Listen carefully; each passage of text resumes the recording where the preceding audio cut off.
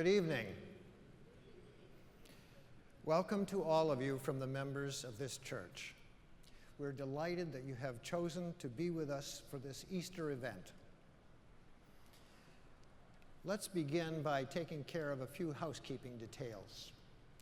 Please turn off all cell phones and electronic devices. Please turn them completely off, as they may otherwise interfere with our sound system. Now we're all set for an evening of inspiration and joy. First, let's thank Third Church's organist, Kurt Daisley.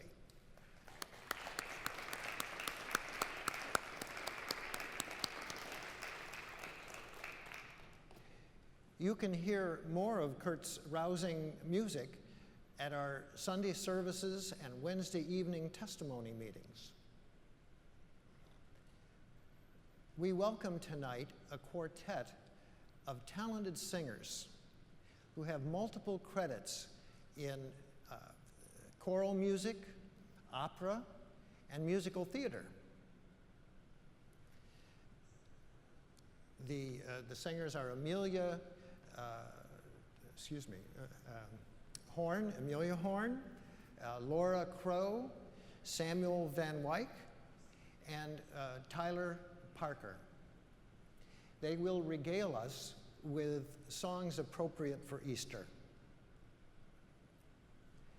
Our speaker tonight, Nate Frederick, is a member of the Christian Science Board of Lectureship and is a Christian Science practitioner. He devotes full time to helping others achieve healing in every aspect of their life through prayer. Nate's subject tonight, most appropriate for the occasion, is prayer, healing, and resurrection. When Nate speaks, let's join together in prayerful stillness to receive the message. Now, I'd like to welcome to the stage our talented quartet.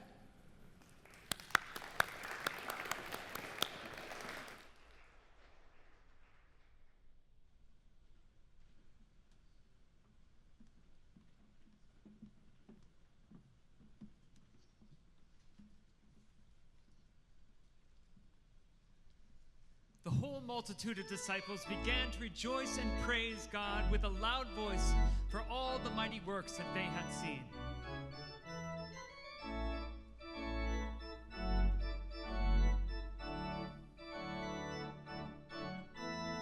Let all the people sing out his praise.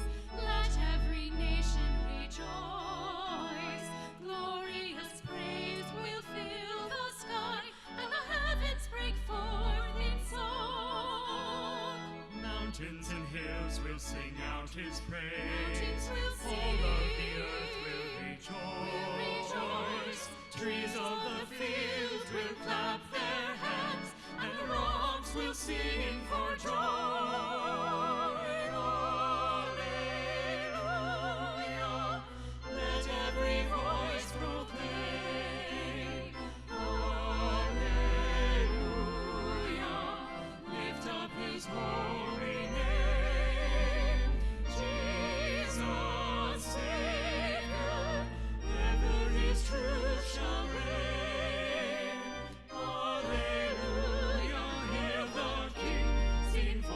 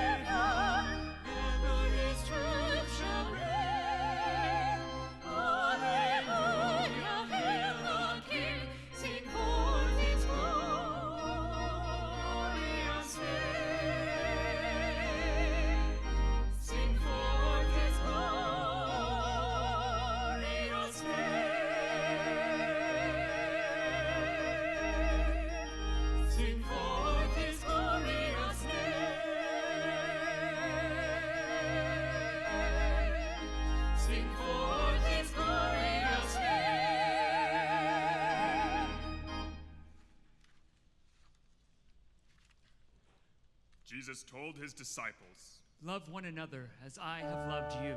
Jesus knew that Judas would betray him, yet he chose to have his Last Supper with all of his disciples, including Judas, as one would do with his friends.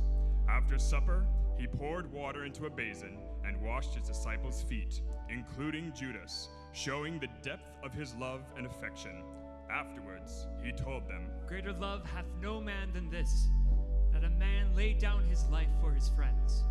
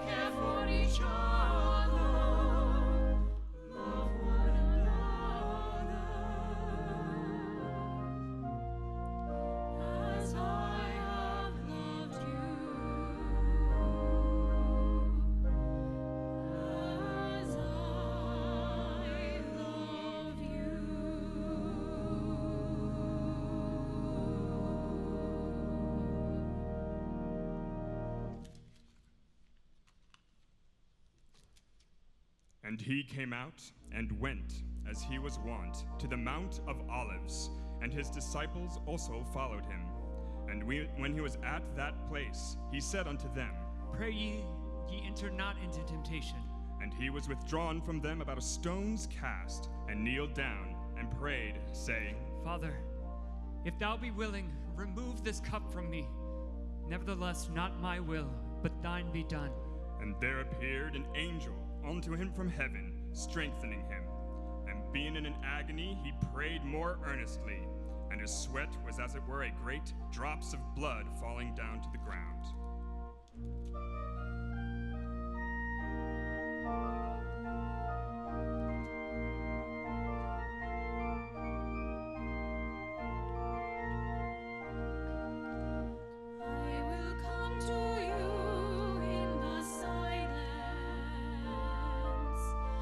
I will lift you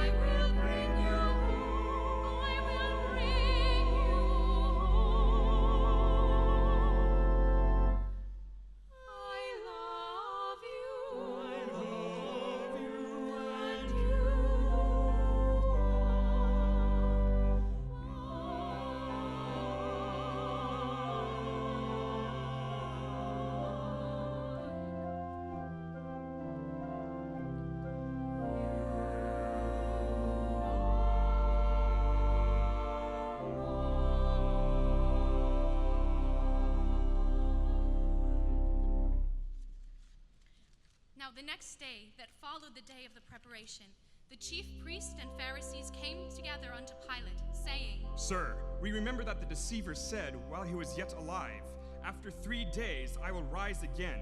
Command, therefore, that the sepulchre be made sure unto the 3rd day, lest his disciples come by night, and steal him away, and say unto the people, He is risen from the dead. So the last error shall be worse than the first. Pilate said to them, Ye have a watch. Go your way. Make it as sure as you can. So they went, and they made the sepulchre sure, sealing the stone and setting a watch.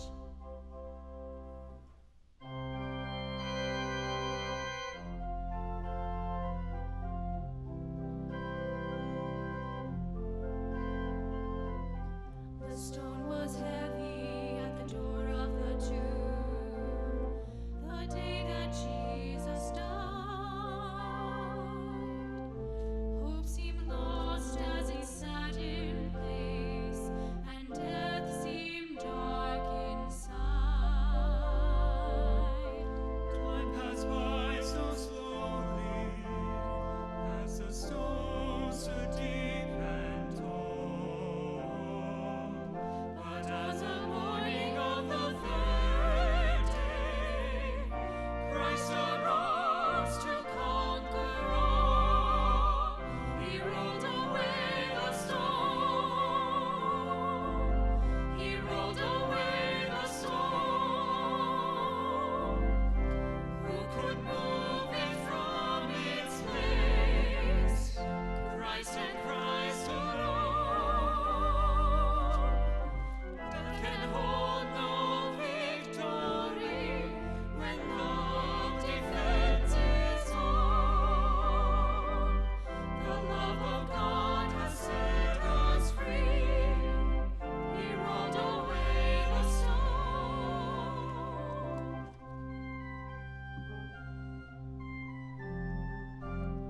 The stone was heavy at the door of my heart, carved by human pride. Only God's abundant grace could push the stone aside. So love reached out to touch me. It moved me to my knees. I found the healing truth through the love that Jesus brought to me. He rolled away the stone. He rolled away the stone. Who could move it from its place? Christ and Christ alone. Death can hold no victory when love defends its own. The love of God has set us free. He rolled away the stone. He rolled away the stone. He rolled away the stone. Who could move it from its place? Christ and Christ alone. Death can hold no victory when love defends its own. The love of God has set us free. He rolled away the stone. He rolled away the stone.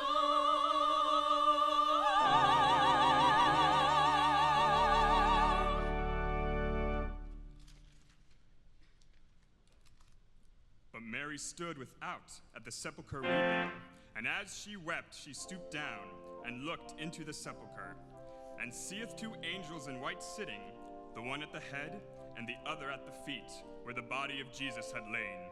And they say unto her, Woman, why weepest thou? She saith unto them, Because they have taken away my Lord, and I know not where they have laid him.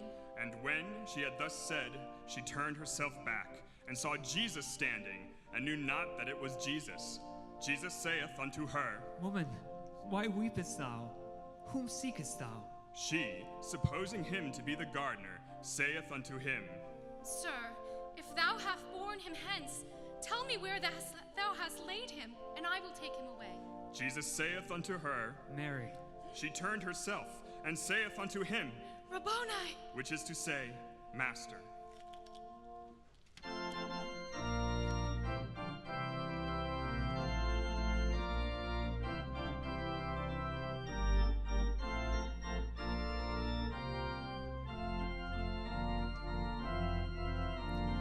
Before the sun had arisen, Mary mourned for the Lord alone.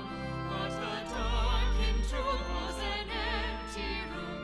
The Son of God was gone. Glorious risen Christ, alive and robed in majesty. Yet the scars of the cross show the infinite cost. The incredible gift of Christ's love for us.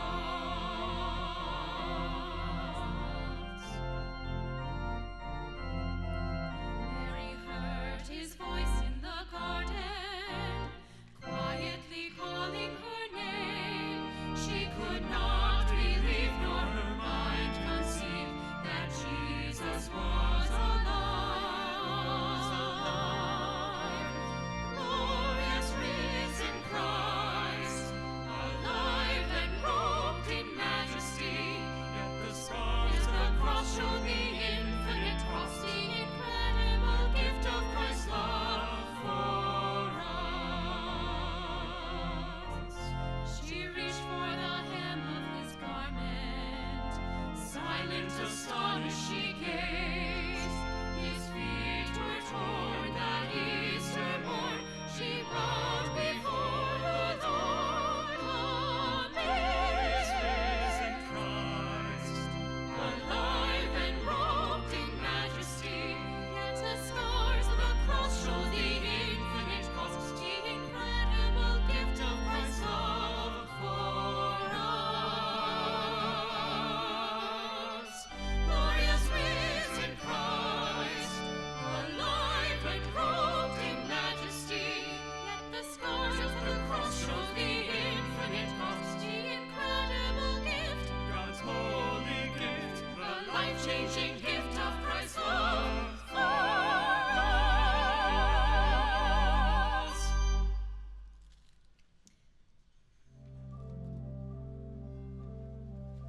Jesus' 3 days' work in the sepulchre set the seal of eternity on time. He proved life to be deathless and love to be the master of hate.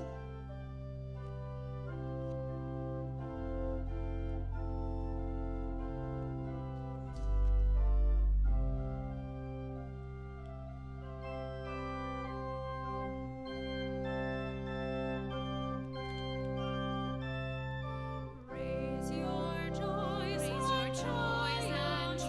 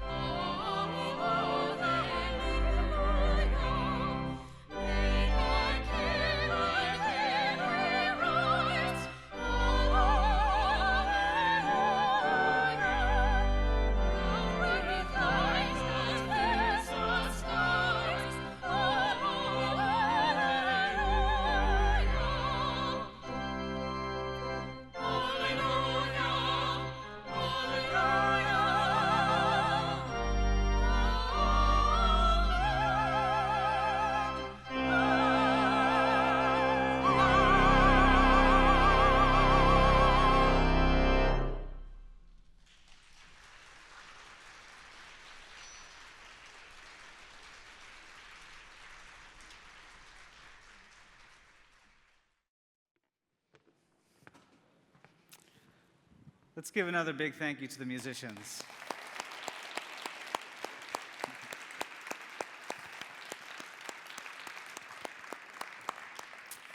Well, a big warm hello to everyone in the audience today, and a big warm hello to everybody listening online. Today, we're going to look at the idea of resurrection. When I think of resurrection, I think of the life of Jesus and his remarkable, unparalleled love. I learned so much reading the Bible and looking at his experiences. And today, we're going to talk about resurrection as more than just a one-time event that Jesus had. Everything that he taught about was something that we too can experience. And resurrection, at the heart of it, is the power of divine love, of God, to lift us up when we seem to fall down with ideas and the experience of death. And death is something in the Bible which is talked about as not something we should submit to, not something we should just take for granted and say, of course, yeah, everything lives, dies. It says that death is the last enemy, and it's something that should be overcome in our thought and experience.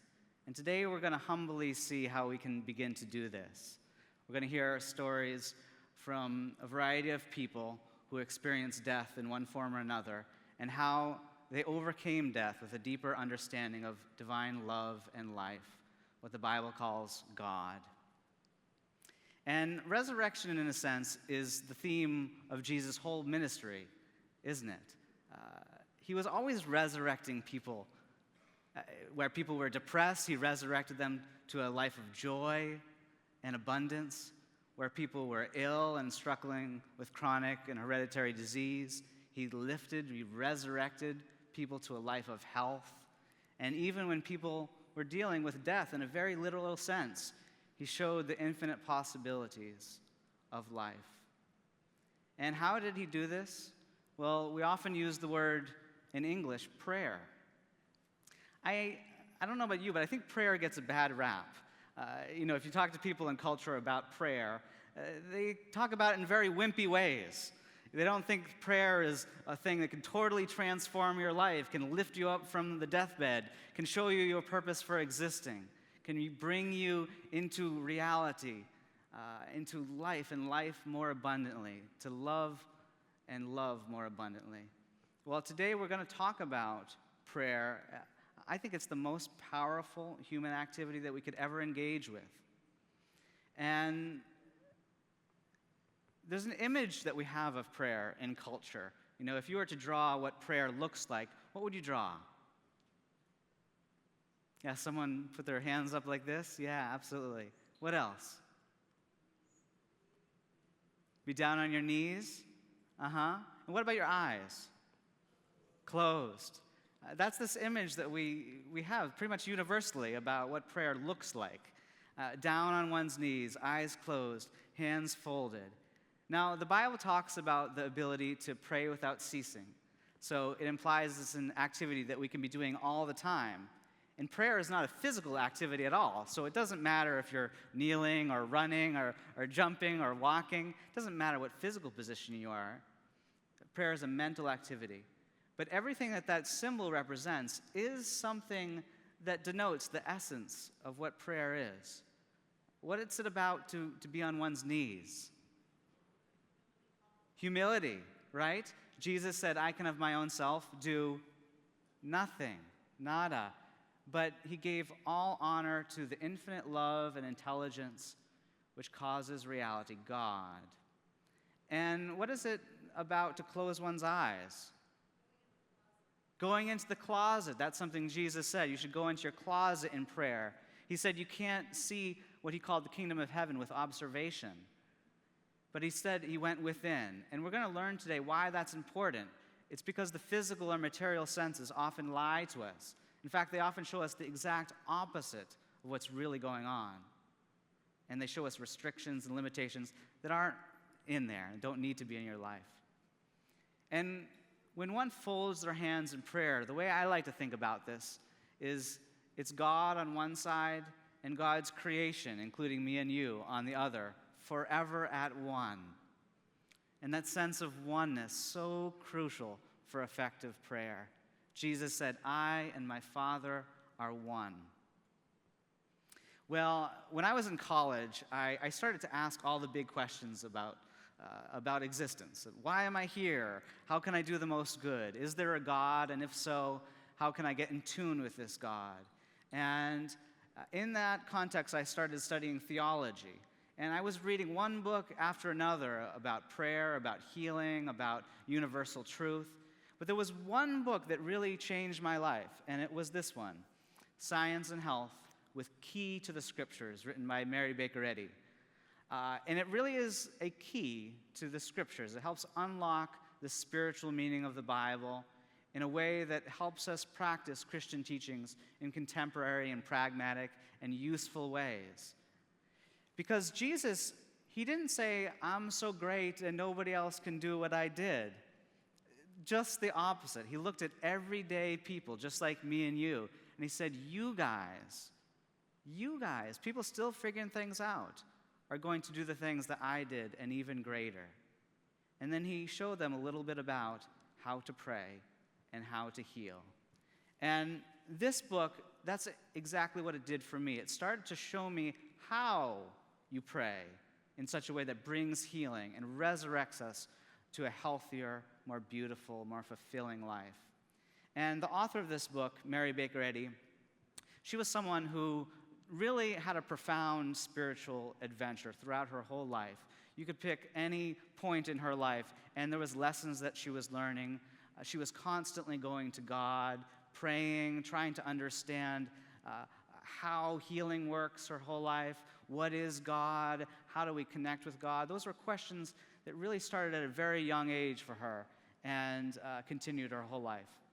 Now, she was someone you could call a natural healer.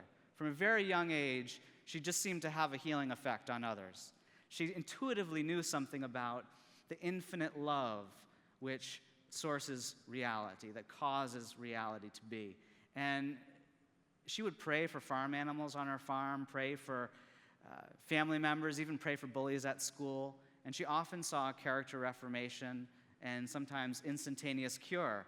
Some of her family members thought that was kind of weird. But she knew it was the most natural thing in the world, and she really wanted to understand it. Unfortunately, for the first half of her life, she struggled pretty consistently with chronic ill health. But in the middle of her life, at age 44, she had a real pivotal moment. She fell on a patch of ice in the winter. She had internal injuries. After 3 days of not recovering, she reached for her trusty Bible, as she often did in times of need. And she had a moment that really changed the course of her life. She read a healing of Jesus healing someone instantaneously, something she had read many times before, but this time something was different. She later called it a falling apple moment. She called it glimpsing the life which knows no death, the risen Christ. She talked about it as getting a glimpse of life in and of spirit. Life in and of spirit. And after she experienced this wonderful resurrection of sorts, what's even more impressive to me is her years of ill health started to just go away, and she started to be able to heal people with that same inspiration she had in that moment, that same spiritual illumination. And she started to uncover what she later called Christian Science. Now, those are two words for people that often just do not go together, religion and science, or Christianity and science. But today, I want to talk about how these two words together as one are just infinitely important for all of us to understand. Because when you think about it, what is science? It comes from the Latin word scientia, meaning knowledge. It's a form of knowledge. It's a pursuit of eternal knowledge, that which always is, always will be. And a science is something that we can understand, we can learn about, we can get better at, we can demonstrate, we can see that it is universally true for all people. And to say that there's a science of Christianity is to say that that power and love, that truth of God which Jesus embodied and expressed, is knowable by us today. If there's a science of it, then there's no time date on it, right? You could learn it today, just like you could have learned it if Jesus was here. And Mary Baker Eddy, when she wrote this book, Science and Health, she called it the textbook of Christian Science. She wrote many books in her life, but this was the one she really poured her heart and soul into. Over a 35-year period, she wrote over 400 editions of this book. She really wanted to get it right, so when people read it, they could begin healing like Jesus did. And the very first line in this book is going to be the keynote. It's going to set a keynote for our exploration today. Why don't we all read it together? It says, "The prayer that reforms the sinner and heals the sick is an absolute faith that all things are possible to God, a spiritual understanding of Him, and unselfed love." And she really wrote this from a standpoint of experience. She became a very successful healer herself, healing chronic and hereditary disease again and again and again. There's hundreds, if not thousands, of reports of healing from her life. And in fact, it was a medical doctor who told her, you better write a book about this. And she starts it off with a bang. This is it, folks. This is the prayer that reforms the sinner, brings out the saint in all of us, and heals sickness definitively. It is an absolute faith that all things are possible to God, a faith that must be uplifted to and include a spiritual understanding of what we're having faith in, and the ability to love without self. When I think about faith, I hear a lot of people talk about faith out there in this kind of way that they think it's what you do when you can't understand something, right? You can't understand all the mysteries of the universe or God, but if you want to believe, you're going to need to take this leap of faith, right?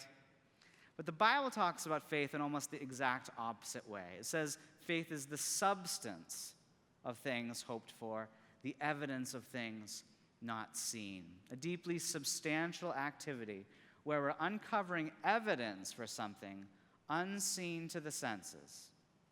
But how do we have evidence for something if we can't see it with the material eye? I like to remember that for just generations and generations and generations, people just took for granted what they saw, and they thought that they lived on a flat earth. Didn't matter what religion someone was, what creed, what age. You could talk to anyone anywhere around the world thousands of years ago, even just hundreds of years ago, and they would tell you that the world is flat. Look, just look. But now we know it's not, right? We know that the earth is a sphere. And that's not what the physical senses present to us. In fact, they present the exact opposite to us all day long, don't they? It's not like we see an earth that's slightly curved most of the time. We see the exact opposite, a flat earth. And Jesus, I think he was someone who wasn't looking at life from the physical senses. He obviously wasn't. He said, "My kingdom is not of this world," and he said you can't see it with observation. But he said the kingdom of heaven is within you. Other translations say among us, with us. And it's the way he talked about life, too. He didn't say that you would gain life or gain heaven with death. That's a cultural belief. He said the kingdom of heaven is here. He said eternal life, well, he defined it as a present sense of God, a present understanding of God and of the Christ which he expressed. And I think he was like looking at life from the big perspective. You know, if you were able to go way out in a spaceship, way out, out to the moon or something, and look at the earth from a distance, from the big picture, you would see with your naked eye that, boy, the world, the earth, is always round, always beautiful, always has been, always will be. And I think Jesus was looking at life from the big picture, from God's perspective, you could say. And he saw a life of wholeness, of unity, of health, right where life appears to fall flat with sin, sickness, disease, death. And this bigger view of life, this healthy view of life, whole view of life, holy view of life, helped him make a profound difference in the life of everyday people. Well, Shortly after I started studying Christian Science in college, I started to have my own fair share of what you could call miracle experiences. And I was excited to explore this concept even deeper. And I wanted to know if other people explained miracles the way that Christian Science does, not as an exception to the rule, but as really restoring the higher order of things, seeing life from the big perspective, and uncovering the wholeness, the health, the joy, the peace of being, even when material perspectives say it's impossible.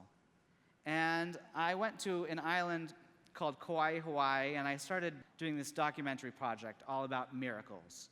And on this island, I was collecting one story after the next from all different faiths and walks in life. And I was learning from people all around the world that miracles are not unusual. They happen in states of consciousness which you could describe as divine, as states of consciousness that you could describe as an at one-ment with God, with love. There's so many words people use for this in different cultures, but the phenomenon I was seeing in different people's lives was the same. They experienced the miracle of goodness, health, joy, where it seemed impossible when they were in a state of consciousness that you could describe as this at one-ment with God. Now, I have to say, when I was on island, all the stories I was hearing were so wonderful, but it was actually the story of the Christian Scientists on that island that inspired me the most. In fact, I met a woman there who had an experience more than 40 years ago, who was living on a farm in Pennsylvania. She was riding her horse one night, or I'm not sure if it was night or day, but she was riding a horse, and she fell off this horse onto some frozen corn stalks. And she broke her back, and she was rushed to the hospital. And what happened when she got to the hospital, they took x-rays, and it was revealed that not only was her back broken in 3 places, but she also had an arthritic condition that caused her spine to disintegrate slowly. The doctor said that by lying flat for 6 to 8 weeks, the broken back would heal, but there was nothing that could be done about the degenerative arthritis. Well, as a young, active mother, you could imagine how crushed she was hearing that news. And in need, in desperation, she reached out to a friend who was a Christian Scientist. And they gave her this book, Science and Health with Key to the Scriptures. She started to read this book, and she described it as the most exciting book she had ever read. She didn't grow up in a very religious household, and she always wondered about God, but had never learned much about God. And this book inspired her to the utmost degree. And it was just in a short period of time that she was up out of her bed. In fact, she says, by the 3rd week, I felt fine. My husband and I decided to go ahead with a scheduled vacation, and I played tennis every day. The chief surgeon said when she came back to the hospital sometime later, they held up the 2 x-rays next to each other in the light and compared them. And they said in awe, or the chief surgeon said in awe, that no one would believe these x-rays were the same person. There's no trace of the injury. Now you're going to hear a variety of healings like that today, where there's just no psychosomatic or biochemical explanation. You can't just explain healings away like that, saying, well, maybe her stress was relieved and her body went back to its natural homeostasis. No, this was a kind of healing that forces us to look at life in a different way altogether. And when I was on that island of Kauai, I was asking myself how I could experience things like this woman did. And today, as a Christian Science practitioner, many people talk to me hearing stories like this, and they say, how can I experience a healing like that? Well, Jesus said, with God, all things are possible. And he also said, you can pray, you can ask anything in prayer, and if you have faith, you will receive what you ask for.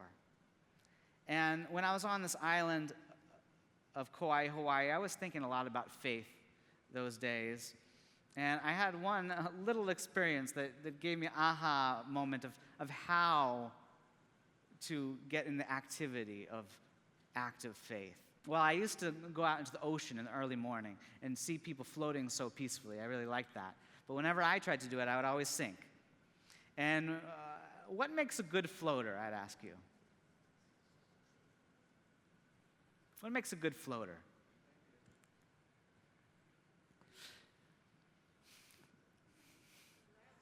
Relax, yes. In a similar way, the Bible says, be still and know that I am God. We need to still that noisy human mind and listen to that intelligence, that love that underlies existence. You can't struggle like that little guy. You'll certainly sink. And what else do you need to do to float? You need to lean, right? In fact, there's a law of buoyancy that's always there for you and ready to work in your favor universally, but you need to lean on it for it to be working in your favor. And the very first sentence in the preface of this book says, to those leaning on the sustaining infinite, today is big with blessings. And you also need to look up. You ever tried to float and look down at how you're doing? It doesn't work like that. You have to look up and keep looking up. And lastly, you really need to open up. You can't be closed up with your own thoughts and ideas and opinions of how things are going to work out. You can't be closed up with your own conception of how reality works and what is going to happen in the future. When you pray and have absolute faith in God, you need to completely open up to that infinite intelligence of God, always pouring forth good. And my family had an experience about faith some time ago. My wife, before I met her about 10 years ago, started having a skin issue. And it got worse and worse, and if she went out into the sun, she would get rashes on her body. And it got so bad that she couldn't go out in the sun unless she was wearing long sleeves and long pants. And this really was hampering her fun and her enjoyment of life. And when we met about 4 years ago, she was already on the up. She had started regaining her faith. But prior to that, she really felt her faith was dead. After years and years and years of suffering from this condition, she really felt, how could I ever be healed? She even went to a doctor, and they recommended some creams and things, but they said it couldn't be cured. And when we met, we started praying about this, and she started studying Christian Science more ardently. And we decided after we married to go on a rafting and kayaking trip out on this beautiful river in Idaho with some friends.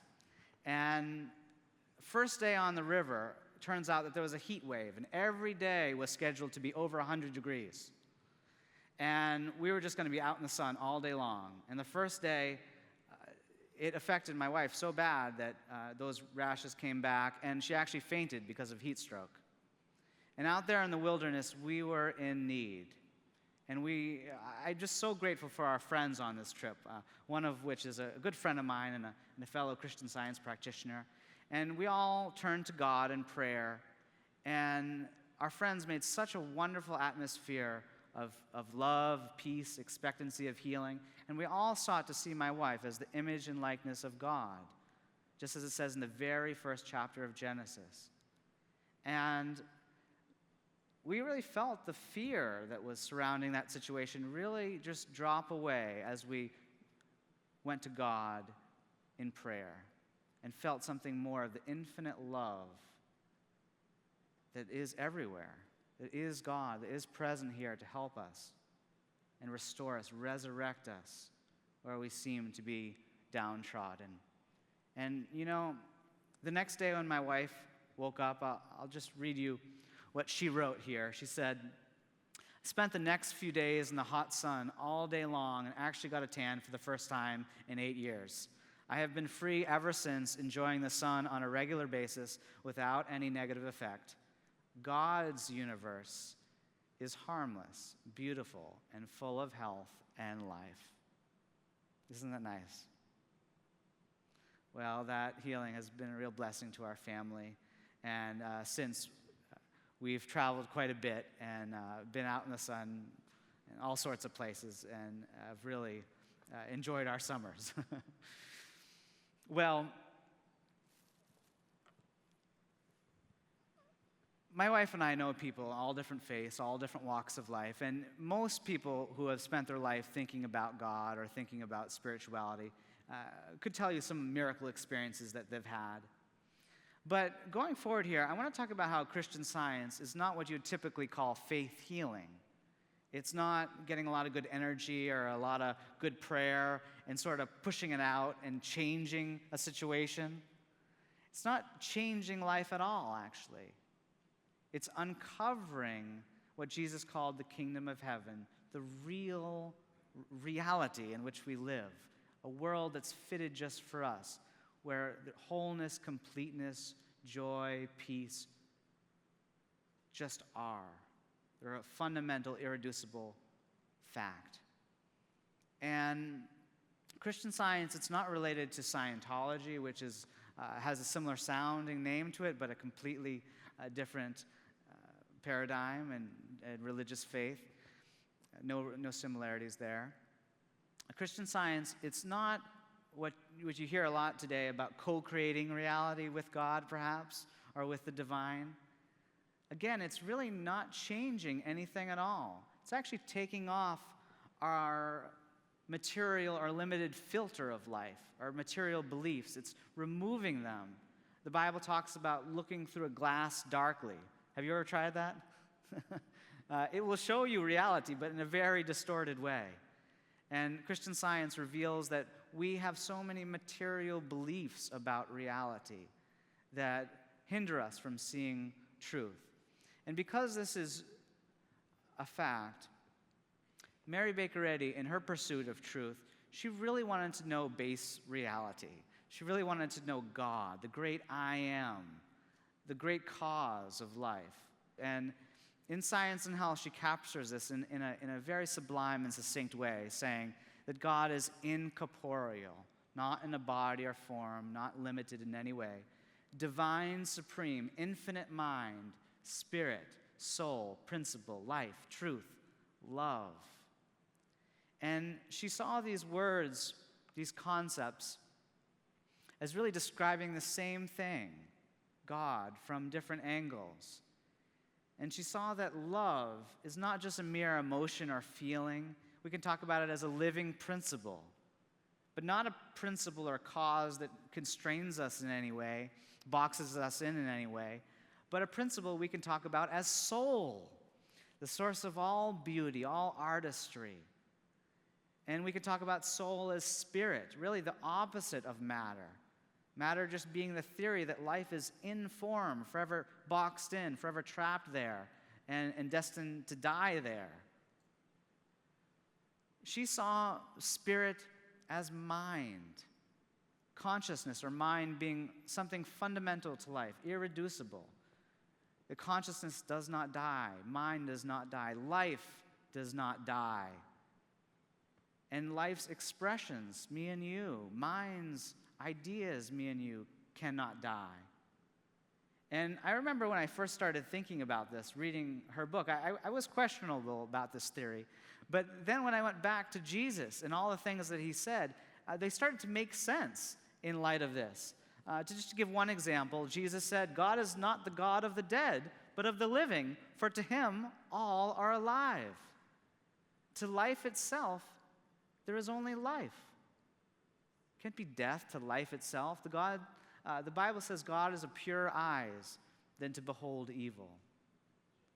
And the same is true, you could say, life is of purer eyes than to behold death.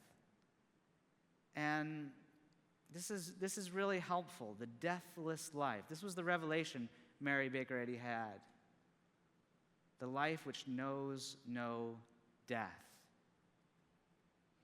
And with the revelation of this deathless life, this eternal life, really the nature of God, came also how discord comes into being, how difficulties appear in our life.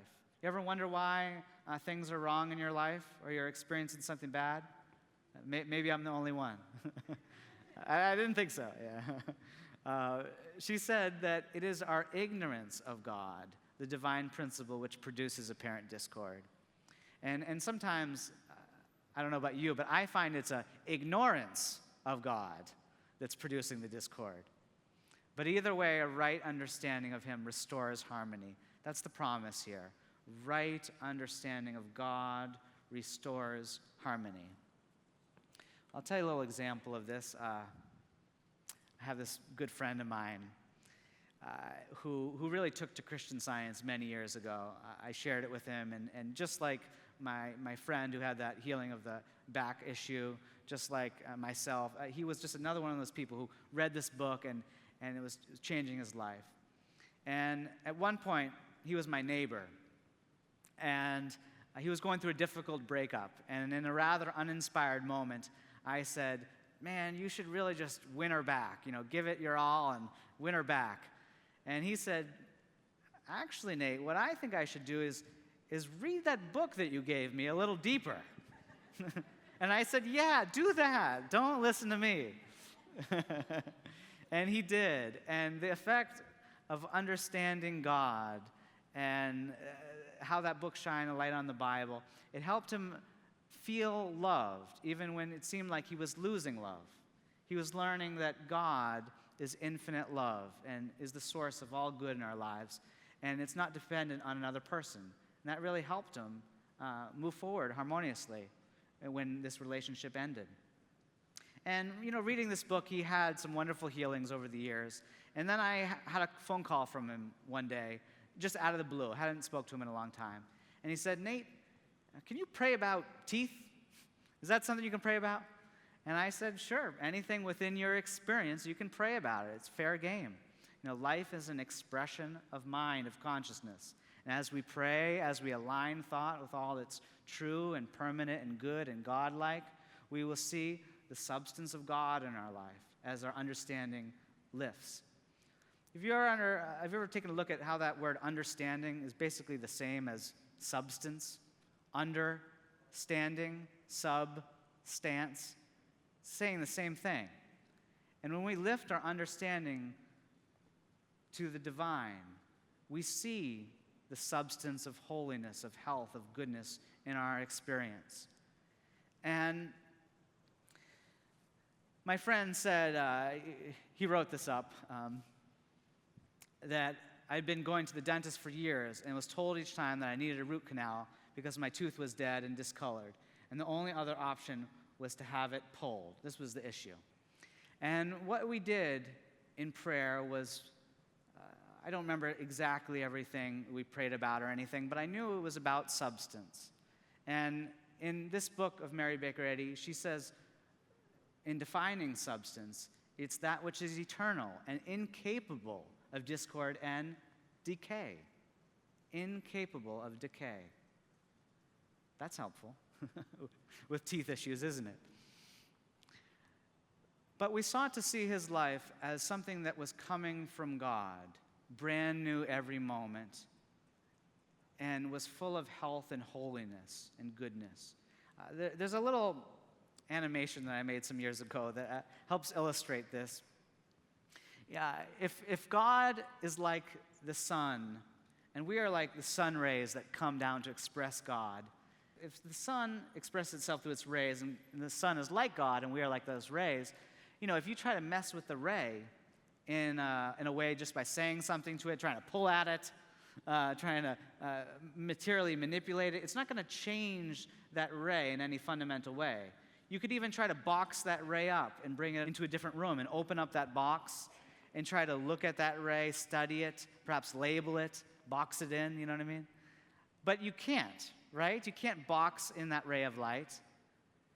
And you're not going to change it by saying something to it or by trying to physically manipulate it. And why is that?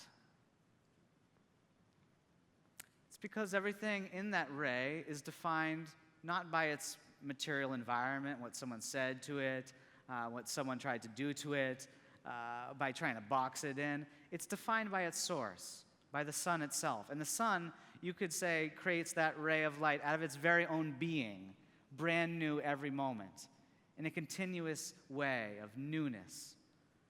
And the book of Revelation captures how this is like God, this is how God creates. It says in chapter 21 of Revelation, "Behold, I, God, make all things new." And I really like what it says before that. I think it really captures something that's apropos to this lecture. It has these beautiful prophetic words, I think, that are the prophecy for all of us. That God shall wipe away all tears from their eyes, and there shall be no more death, neither sorrow nor crying, neither shall there be any more pain, for the former things are passed away. Behold, I, God, make all things new. And as we were praying together that day, I think we felt that newness of life, that God made life constituting my friend's entire being, that there was no spot in his life where God was not. If infinite love is really true, there can't be a space where that love isn't. And this is the rest of the story from his words. He said, "The day after we spoke and prayed about it, I went to the dentist, and he and all the nurses were baffled. They looked at the x-ray from before and the ones taken that day, and they looked at my mouth, and they said the tooth looked perfectly healthy. Nothing further was needed. They said that they had never seen anything like it before in all their years of dentistry. What seemed to be dead was alive." And healings like this prove to me that the physical senses do not report to us the true picture, the full picture of life.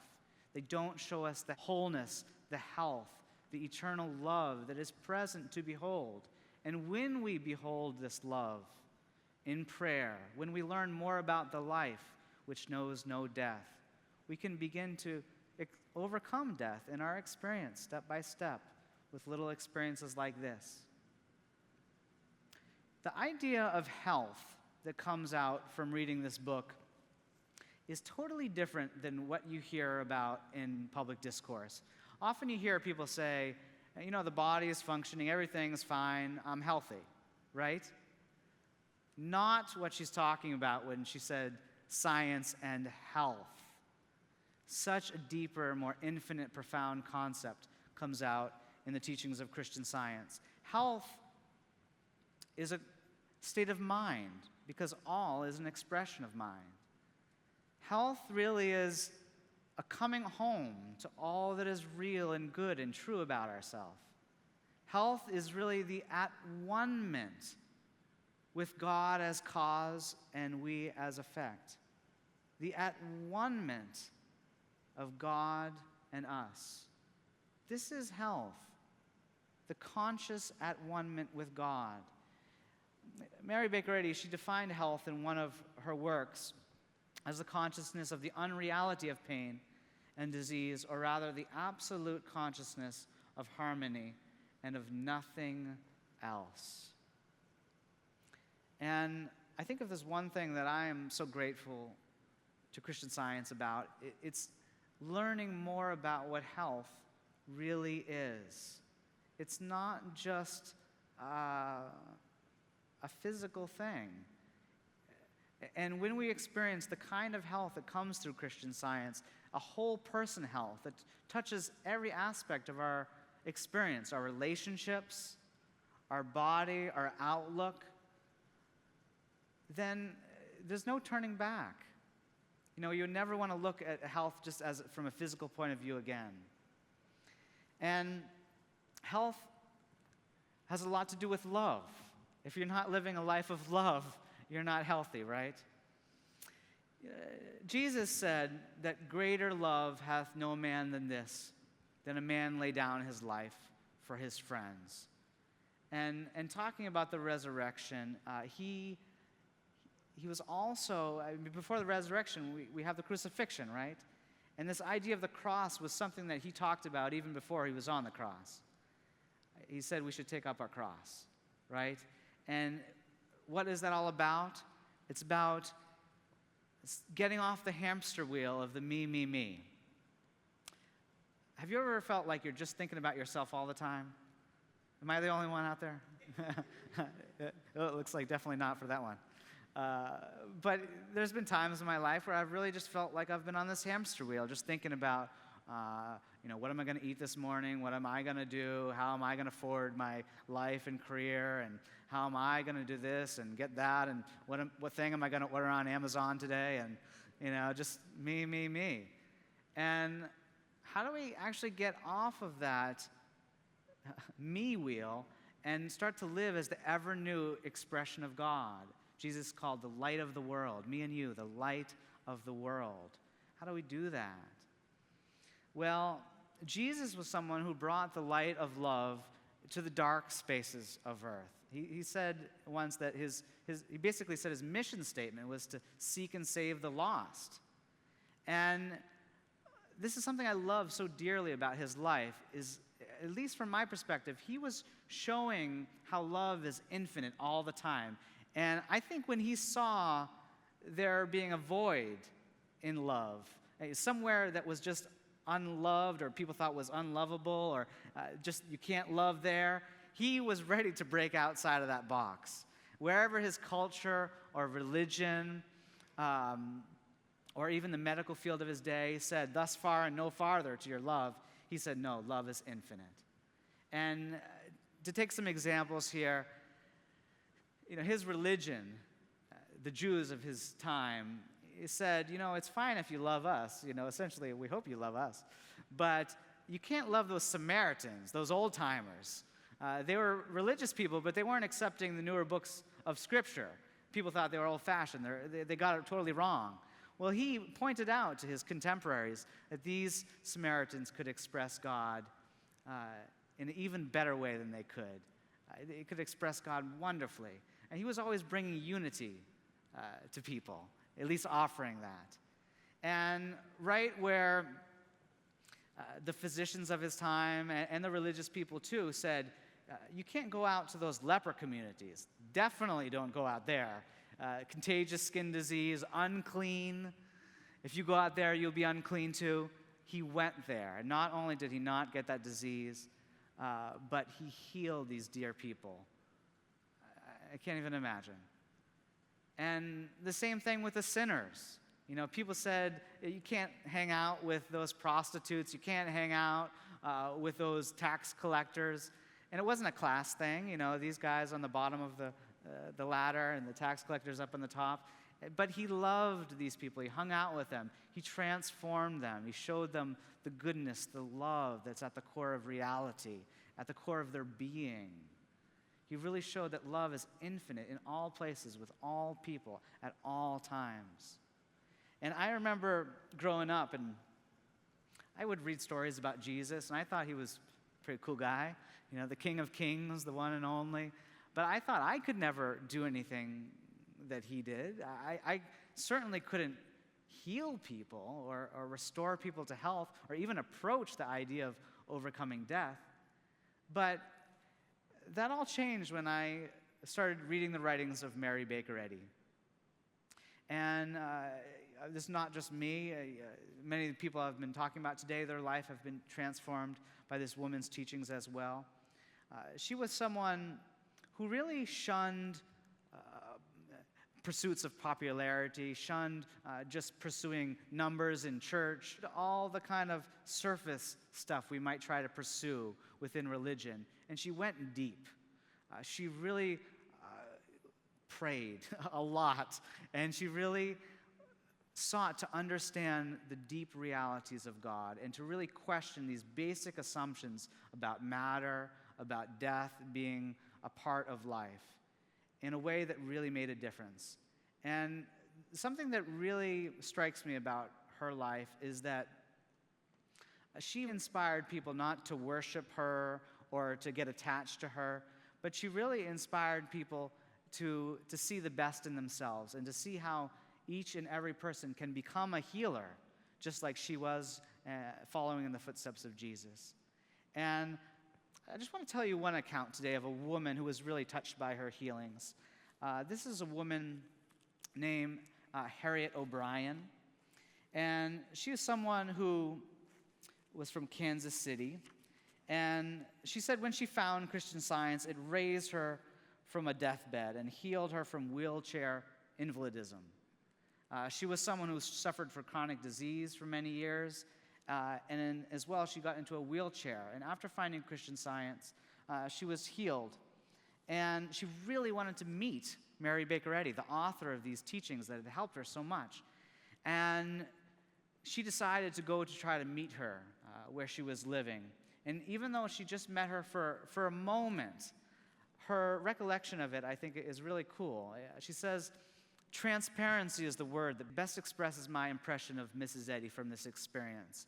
Instinctively, I felt her great love, and I was conscious that no one I had ever seen loved me as much as she did. My entire thought was filled with a spiritual illumination."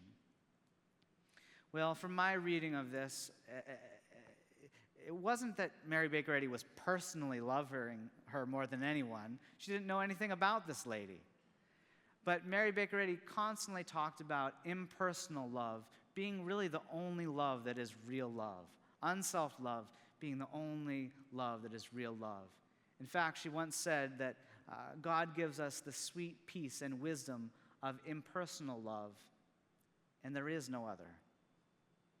And after this moment of meeting Mary Baker Eddy, you could think that maybe this woman would just get attached to her and keep trying to get that experience from her, that wonderful spiritual illumination she had in that moment. But actually, the question she had in her heart going to visit Mary Baker Eddy was, could I be a healer? And this is what she wrote after seeing Mary Baker Eddy. "After seeing her, all my questions were fully answered. And I returned to Kansas City and opened my office at once, a practitioner office, that is, healing desperate illnesses and sometimes raising the dying in 1 or 2 visits." Well, boy, that really transformed that woman's life. And when we talk about raising the dying to health, that can seem like a very daunting experience. And it sure would be if we were trying to do it personally in any way. I want to share with you a little experience I had. I was in a church once, not too different than this one, not quite as colorful as this one. And in Christian Science churches, there's often this quote that says, "Divine love always has met and always will meet every human need." I couldn't wrap my head around this one for a long time. I would think it certainly doesn't seem that way. You know, you look out on life and you don't see every need met. But this is what is happening in the kingdom of heaven, the reality that we actually live in when we're able to take our material, our limited vision of life, our material understanding and beliefs away. This really is going on. And one day I was in this church and I saw this beautiful quote. I was thinking about it, and my phone rang. And it was a woman who said her mother was gravely ill. And I knew her mother, a wonderful woman, someone who had practiced Christian Science for years and years, found it very effective in her life. Her daughter was so worried about her mom, she felt that she was dying. And she put the phone up to this woman's ear. And I didn't know what to say to her, but I knew that we could all reach to God in prayer in that very moment. And we did. And I tell you, that conversation and the subsequent moments after in prayer were truly holy. They were sacred moments of just consecrated prayer to God. And we were aligning our thought with all that is good and true, affirming everything that the Bible teaches, that man is the image and the likeness of God, purely spiritual, never in and of matter, never limited by form or material beliefs, brand new expression of God. And the next day, this woman wrote to me and she said, "I was instantly healed. I am in awe. I was having bouts of almost losing consciousness and thought that this was the end. I can't even explain. And my daughter, too. She felt a peace she had never experienced before. I feel so blessed to have Christian Science in my life. And I am too. Wonderful thing to have in our life, this understanding, the science of the Christ, the power and truth of God that is there to restore us when we consecrate our thought in prayer and learn something more about this infinite love. And the thing that struck me about this experience, like so many of the experiences that I've shared tonight, is this peace. The Bible talks about a peace that passes all understanding. And this is something that, you could own every building in New York City. You could own all the money in the world. But if you didn't feel that peace, what is it for? What is it worth? The peace of God passes all understanding. Most valuable possession in the world. I want to go back to this analogy that we looked at today a little bit. This idea of God being like the sun and we being like those rays of light or expressions of light, beams of light. When those rays of light shine out and they hit something like the earth, what happens? Well, it lights up, right? The earth lights up when those light beams hit it. It also warms up. It also reveals all the color and the beauty that's there, just waiting to be revealed. It also provides opportunities for growth. But if those beams of light, those light rays said, hey, I'm not going to shine today. I'm going to kind of do my own thing. I'm going to hang out in my own space, so to speak. There would be no light. There would be no warmth. There'd be nothing on earth. But that's impossible. Those beams of light or rays of light do the will of their source, don't they? That's what they're designed to do, is express their source continuously, beautifully, constantly, ever new. And when they shine down, if they see someone they don't like or an area of the world they don't care for, they don't have the opportunity just to change course, do they? No. They need to light up, warm up, provide opportunities for growth wherever they are. And for me, this is just a glimpse of what it means to love like Jesus loved, to live like Jesus lived, to really understand ourselves as the light of the world, as he said of himself and of us, that we are there to express God and to light up whatever appears to be dark in consciousness and in life. Well, today we've been looking at this one sentence, the prayer that reforms the sinner and heals the sick, as an absolute faith that all things are possible to God, a spiritual understanding of him, and unselfed love. And as we do this with God, begin to cultivate an absolute faith that includes understanding and love, I think we can't help but fulfill Jesus' second great commandment that he said fulfills all law. He took all the laws of the Old Testament, every law that was created that said this is what's going to make a blessed and good and God-like life, and he said it's fulfilled if we love God with all of our heart, all of our mind, all of our soul, and then love our neighbor, love the people in our life as ourselves. And for me, as we begin to do this with God, we can't help but begin to do it with others as well. Have an absolute faith in everyday people.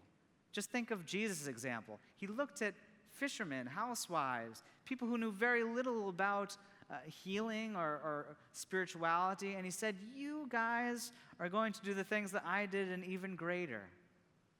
Well, we can reflect that same kind of absolute faith in each other because we can know in part who each of us are as the image and likeness of God. We can understand that to some degree. And we can begin to really love each other, not from a standpoint of personal attachment or a standpoint of I'm loving you because I'm going to get something out of this. That's not love. But we can love because we are God shine. We are that which expresses God. And God is love. That's what God is. Well, I want to end today on a couple notes. One is, we took a look at what life really is, God. And that life is eternal. Eternal isn't a word that means that something will be for a long time.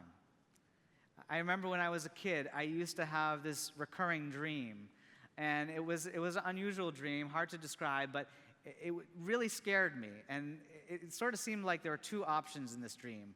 Either I was going to live forever, which seemed really boring and kind of scary, or that I would just die one day. And that seemed really scary as well. And I would put both of those ideas probably in the hell bracket.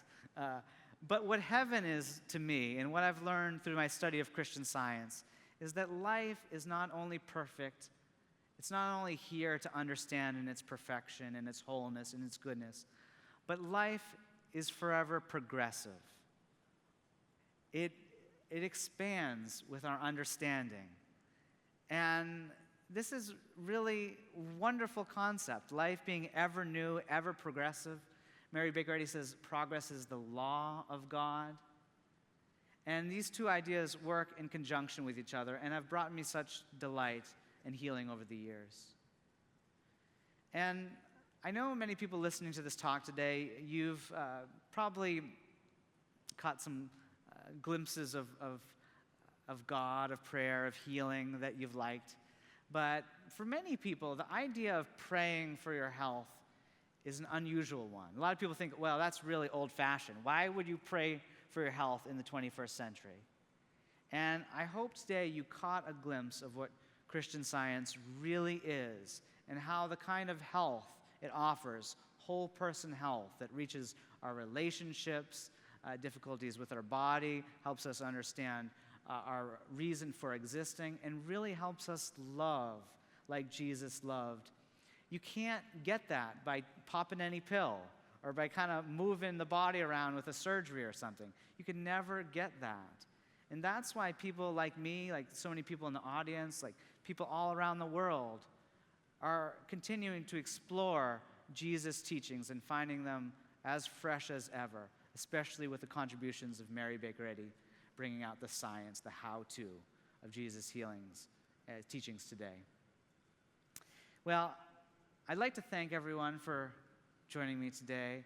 I hope you learned something about how you too can pray, heal, and resurrect yourself and others to a better life. Thanks so much.